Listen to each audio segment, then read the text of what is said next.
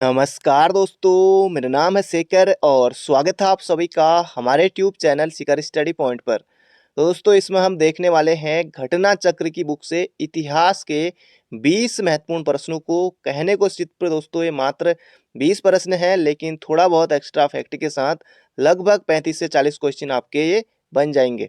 दोस्तों, मेरे पास घटना चक्र की सारी बुकें हैं और इतिहास दोस्तों आज हम देखेंगे। बाकी हर रोज कभी इतिहास, इसके अलावा संविधान की भी है और भूगोल की भी है, अर्थशास्त्र की भी है। तो हर रोज दोस्तों हम देखते रहेंगे। अब से दोस्तों आपके लिए हफ्ते में 3 दिन उत्तराखंड और 2 दिन हिंदी, 3 दिन जीके जीएस करंट अफेयर सहित। तो इस तरह से दोस्तों रहेगा। हफ्ते के 7 दिन हम देखेंगे और बाकी हो सकता है कि संडे के दिन आपके लिए फुल प्रैक्टिस सेट आए, बाकी जीके उस दिन नहीं आएगा। तो उस दिन सब कुछ, या फिर जीके एक दिन कम हो जाएगा और एक दिन संडे को पूरे 100 प्रश्न यूके ट्रिपल एससी के पैटर्न के अनुसार वो दोस्तों आपको देखने को मिलेगा अब अगले संडे से। तो चलिए दोस्तों शुरू करते हैं। तो पहला प्रश्न है दोस्तों यहाँ पर हमारा, एलोरा के कैलाश मंदिर का निर्माण कराया था। बहुत ज़्यादा महत्वपूर्ण प्रश्न है दोस्तों, एग्जाम में अक्सर पूछा जाता है। तो इसका सही उत्तर हो जाएगा दोस्तों, जो एलोरा के जो राष्ट्रकूट मंदिर है, कहाँ स्थित है, तो महाराष्ट्र में। तो निर्माण कराया था दोस्तों राष्ट्रकूट शासकों ने। बहुत ज़्यादा महत्वपूर्ण प्रश्न है, एग्जाम में बन सकता है, तो बिल्कुल याद रखेगा, राष्ट्रकूटों ने। अगला प्रश्न है यहाँ पर हमारा, किस दक्षिण भारतीय राज्य में उत्तम ग्राम प्रशासन था? चेर, चालुक्य, वातापी और चोल। तो इसका सही उत्तर हो जाएगा दोस्तों चोल। तो ये आपको बिल्कुल याद रखना है, किस दक्षिण भारतीय राज्य में उत्तम ग्राम प्रशासन था। तो इनमें से ऑप्शन होंगे तो चोल।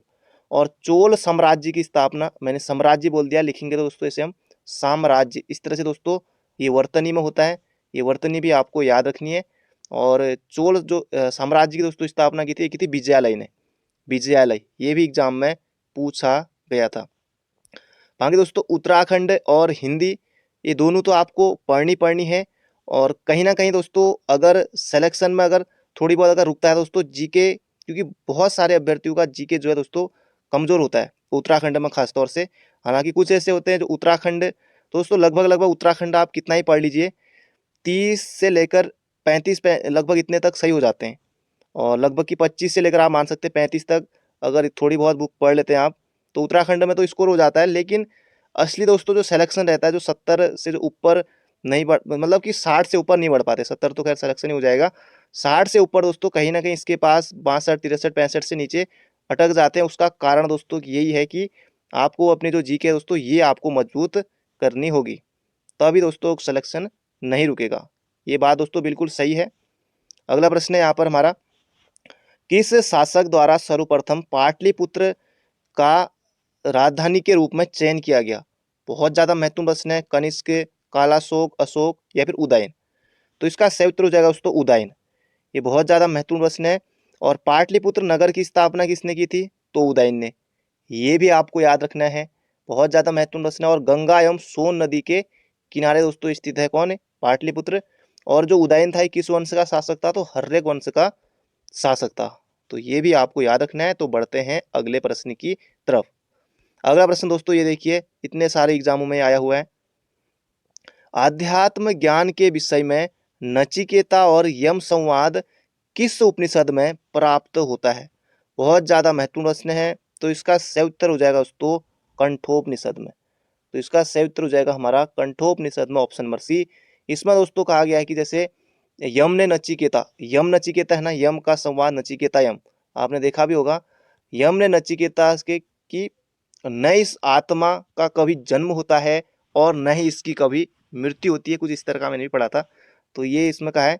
बाकी छांदोग्य उपनिषद में तो वासुदेव श्री कृष्ण का उल्लेख मिलता है, तो ये जाएगा कंठोपनिषद में। अगला प्रश्न है यहाँ पर हमारा, विजयनगर के किस शासक ने चीन के सम्राट के पास अपना राजदूत भेजा? ये महत्वपूर्ण प्रश्न है। बाकी ये बहुत कम को आता होगा। बाकी जैसे विजयनगर की स्थापना किसने की? तो हरिहर और बुक्का ने की। कब की? 1336 में। ये आप सभी को पता होगा क्योंकि आयोग पहले पूछ चुका है। बाकी यहाँ पर दोस्तों ये अच्छा प्रश्न है और इसका सही उत्तर हो जाएगा दोस्तों कृष्ण बुक्का प्रथम, ना कि कृष्णदेव राय। बहुत ज्यादा महत्वपूर्ण प्रश्न है, बुक्का प्रथम ने दोस्तों ये भेजा था। तो बढ़ते हैं अगले प्रश्न की तरफ। अगला प्रश्न है, पानीपत का प्रथम युद्ध किसके मध्य हुआ था? पानीपत का प्रथम युद्ध, तो ये हो जाएगा दोस्तों बाबर और इब्राहिम लोदी के बीच। कब हुआ था दोस्तों? 1526 में। 1526 में दोस्तों डेट भी आपको याद रखनी है, 21 अप्रैल 1526 को दोस्तों ये हुआ था। तो बहुत ज़्यादा महत्वपूर्ण प्रश्न है। दूसरा युद्ध 1556 में हुआ था। और तीसरा युद्ध दोस्तों पानीपत का, तीसरा युद्ध कब हुआ था और किसके बीच हुआ था, ये आपको कमेंट बॉक्स में बताना है। पानीपत के तीसरे युद्ध के बारे में कब हुआ था और तीसरा युद्ध कब हुआ था और किसके बीच हुआ था, ये आपको कमेंट बॉक्स में बताना है। जरूर से बताइएगा 1700 कितने में है, ये आपको बताना है। तो बढ़ते हैं अगले प्रश्न की तरफ। अगला प्रश्न है, किस मुगल सम्राट के काल में इंग्लिश ईस्ट इंडिया कंपनी ने भारत में सर्वप्रथम कारखाना स्थापित किया? तो यहाँ पर दोस्तों अकबर तो है नहीं, औरंगजेब भी नहीं है। जहांगीर और शाहजहां में बहुत से अभ्यर्थियों को थोड़ा बहुत होता है कि ये जो होगा ये जो होगा, लेकिन यहाँ पर उत्तर होगा दोस्तों यहाँ पर जहांगीर। तो जहांगीर के काल में अकबर के बाद फिर जहांगीर ही आता है। दोस्तों ये 1611 में लगा था कहाँ? मसूलीपट्टनम या मछलीपट्टनम में। और पहला स्थायी कारखाना ये भी 1613 में ही लगा था। ये लगा था कहाँ? सूरत में। ये भी आपको याद रखना है। तो ये हो जाएगा जहांगीर। अगला प्रश्न है यहाँ पर हमारा, आगे दोस्तों मुगल काल से भी सभी के बारे में हम देखेंगे, क्योंकि मुगल काल में भी आयुब का उसे फेवरेट रहा है। औरंगजेब, अकबर, ये काफ़ी ज़्यादा फेवरेट है आयुब के। आगे इनके बारे में भी देखेंगे। भारतवर्ष में ब्रिटिश साम्राज्य का संस्थापक कौन था? बहुत ज़्यादा महत्वपूर्ण प्रश्न है, पूछ चुका है आयोग। तो रॉबर्ट क्लाइव दोस्तों इसका सही उत्तर हो जाएगा, लॉर्ड रॉबर्ट क्लाइव। अब दोस्तों जब प्लासी का युद्ध हुआ था, जो प्लासी का युद्ध हुआ था जिसमें कि जो बंगाल का नवाब था सिराजुद्दौला, उसको हराया था इसमें। और उसके बाद दोस्तों फिर ये जो ब्रिटिश साम्राज्य की स्थापना हुई थी, तो ये हो जाएगा रॉबर्ट क्लाइव। प्लासी का युद्ध कब दोस्तों कब हुआ था? तो 1757 में। अगला प्रश्न है दोस्तों यहाँ पर हमारा, भारतीय राज्यों पर अंग्रेजी प्रभुत्व स्थापित करने के लिए किसने प्रशासन में सहायक संधि प्रणाली का सूत्रपात किया? तो बहुत ज्यादा महत्वपूर्ण प्रश्न है दोस्तों, इसका सही उत्तर हो जाएगा यहाँ पर हमारा वेलेजली। तो वेलेजली की सहायक संधि दोस्तों बहुत ज्यादा प्रसिद्ध है, एग्जाम में बनता है। और आयोग ने तो यहाँ तक पूछ लिया था कि वेलेजली भारत कब आया, तो 1798 दोस्तों इसका उत्तर दिया था, उत्तर है भी ये। तो ये भी आपको, क्योंकि फिर उसके बाद गवर्नर जनरल रहा था वेलेजली, तो ये भी आपको याद रखना है। और वेलेजली का समय दोस्तों प्रेस सेंसरशिप भी लागू हुई थी, तो ये भी आपको याद रखनी है। तो ये हो जाएगा वेलेजली। अगला प्रश्न है यहाँ पर हमारा, प्राचीन स्मारक संरक्षण एक्ट किस गवर्नर जनरल के कार्यकाल में पारित हुआ? तो कैनिंग इसका उत्तर कतई नहीं है, इसका सही उत्तर है लॉर्ड कर्जन। तो ये अधिनियम दोस्तों कब का है, ये भी आप याद रख सकते हैं, ये भी बन सकता है। प्राचीन स्मारक एक्ट ये कब का है? प्राचीन स्मारक संरक्षण अधिनियम, तो ये कब का है दोस्तों? ये है 1904 का। तो ये भी आपको याद रखना है। तो बढ़ते हैं अगले प्रश्न की तरफ। अगला प्रश्न है दोस्तों, निम्नलिखित अंग्रेजों में से कौन था जिसने सर्वप्रथम भगवत गीता का अंग्रेजी अनुवाद किया था? महत्वपूर्ण प्रश्न है, एग्जाम प्रश्न पूछा जा चुका है। तो इसका सही उत्तर दोस्तों अलेक्जेंडर कनिंघम नहीं है, इसका सही उत्तर है चार्ल्स विल्किंसन। बहुत ज़्यादा महत्वपूर्ण प्रश्न है। और ये दोस्तों वॉरेन हेस्टिंग्स के उसके काल में दोस्तों लिखा गया था, नहीं मतलब कि अनुवाद किया था। तो चार्ल्स विल्किंसन उसके समय था, तो ये हो जाएगा हमारा चार्ल्स विल्किंसन। बाकी वॉरेन हेस्टिंग्स याद रहे ना रहे, लेकिन ये जरूर याद रखिएगा, ये बनेगा एग्जाम में। अगला प्रश्न है, हिंदी का पहला समाचार पत्र उद्दंड मार्तंड, ये आपको याद रखना है, पहली बात ये। एक प्रश्न ये हो गया। दूसरा प्रश्न, कब प्रकाशित हुआ? तो 30 मई 1826, ये भी आपको याद रखना है, 30 मई 1826। और हालांकि फिर दिसंबर कितने में बंद भी हो गया था, 1826 या 27 में लगभग, डेट तो याद नहीं मुझे, लेकिन जल्दी बंद भी हो गया था ये। तो हिंदी का पहला समाचार पत्र उद्दंड मार्तंड, और 30 में 1826 को प्रकाशित हुआ कहाँ से दोस्तों? ये हो जा कोलकाता से हुआ। ये आपको बिल्कुल याद रखना है। कैसा था? तो साप्ताहिक पत्र था। ये एक प्रश्न ये बन गया। और संपादक कौन थे? अगला प्रश्न, संपादक तो ये दोस्तों जुगल किशोर। तो इतने आपको सारे याद रखने हैं, क्योंकि ये बहुत ज़्यादा बार बार पूछे जाने वाले प्रश्नों में से एक है। और मार्तंड किसका पर्यायवाची होता है? ये भी दोस्तों 1 नंबर के लिए 2018 में किसी पेपर में आया था। तो ये हो जाएगा सूर्य का पर्यायवाची होता है मार्तंड। ये भी आपको याद रखना है। अगला प्रश्न है यहाँ पर हमारा, निम्नलिखित में से किस समाचार पत्र पत्रिका से महात्मा गांधी संबंधित नहीं थे? तो इंडियन ओपिनियन, जी हाँ बिल्कुल थे। नवजीवन, ये भी थे। यंग इंडिया, ये भी थे। तो युगांतर दोस्तों इसका बिल्कुल सही उत्तर है। युग धन आंतर युगांतर दोस्तों ये हो जाएगा।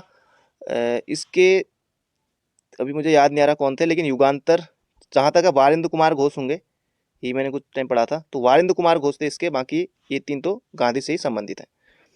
अगला प्रश्न है यहाँ पर हमारा, ब्रिटिश साम्राज्य पूरी तरह से सड़ चुका है, हर तरह से भ्रष्ट, अत्याचारी व हीन है, यह कथन किनके द्वारा किया गया था? अब दोस्तों एक आध प्रश्न महिलाओं से भी इस तरह से बन रहे हैं, जैसे बीना दास के बारे में पूछा गया था, अभी एक और महिला के बारे में पूछा गया था, और बाकी एनी बेसेंट इनके बारे में भी, सिस्टर निवेदिता, सरोजिनी नायडू इनके बारे में भी। तो ये कथन है किसका है? महिला का है, पुरुष का है तो नहीं का है। ये कथन है दोस्तों सिस्टर निवेदिता का। भगिनी निवेदिता कॉटेज दोस्तों ये है कहाँ पर? अल्मोड़ा में है। और क्योंकि मैं भी जब जाता हूँ तो ये दिखता है, तो वहाँ पर यही लिखा हुआ है भगिनी निवेदिता कॉटेज करके लिखा हुआ है। खैर वर्तमान में यहाँ आजकल शादियाँ होती हैं, और ये तो खैर छोड़िए, लेकिन जो सिस्टर निवेदिता है इनका नाम आपको याद रखना है, क्योंकि ये विवेकानंद की शिष्या थी, और इनका नाम है मार्गरेट नोबेल। तो ये आपको बिल्कुल याद रखना है। अब दोस्तों जैसे आप कहीं भी जाएं, कुछ चीज़ें आपको दिखती हैं, जैसे मैं हल्द्वानी गया था, तो जैसे रास्ते में दिखा मेरे को कि टीबी सैनिटोरियम। अब मुझे पता है कि कब स्थापना हुई थी, कहाँ स्थित है, ये मुझे पता है, रास्ते में दिख गया। लोक संस्कृति संग्रहालय, ये भी बोर्ड पर लगा था, ये भी आपको बताया कहाँ है। और इसके अलावा उत्तराखंड न्यायिक एवं विधिक अकादमी उजाला, ये भी कहाँ है। तो अच्छा लगता है कि हमने पढ़ा हुआ है। अगर आप कहीं जाते हैं इस तरह को देखते हैं, तो आपके अंदर एक लगता होगा कि हाँ मैंने पढ़ा है, तो अच्छी चीज़ है, अच्छा लगता है। तो ये हो जाएगा सिस्टर निवेदिता। अगला प्रश्न है, इनमें से कौन सबसे कम आयु में भारतीय राष्ट्रीय कांग्रेस का अध्यक्ष बनने वाला व्यक्ति था? ये भी दोस्तों पूछा गया था, महत्वपूर्ण प्रश्न है। और यहाँ पर इसका सही उत्तर जवाहरलाल नेहरू नहीं है, इसका सही उत्तर है अबुल कलाम आजाद। जवाहरलाल नेहरू से दोस्तों 1929 के ऐतिहासिक लाहौर अधिवेशन की अध्यक्षता की थी इन्होंने। ये महत्वपूर्ण है, जवाहरलाल नेहरू से बनता है। और यहाँ पर होगा अबुल कलाम आजाद। अगला प्रश्न है, वर्ष 1928 में हिंदुस्तान सोशलिस्ट रिपब्लिकन एसोसिएशन की स्थापना कहाँ हुई? यूकेपीएससी दोस्तों, हिंदुस्तान सोशलिस्ट रिपब्लिकन एसोसिएशन की स्थापना कब हुई?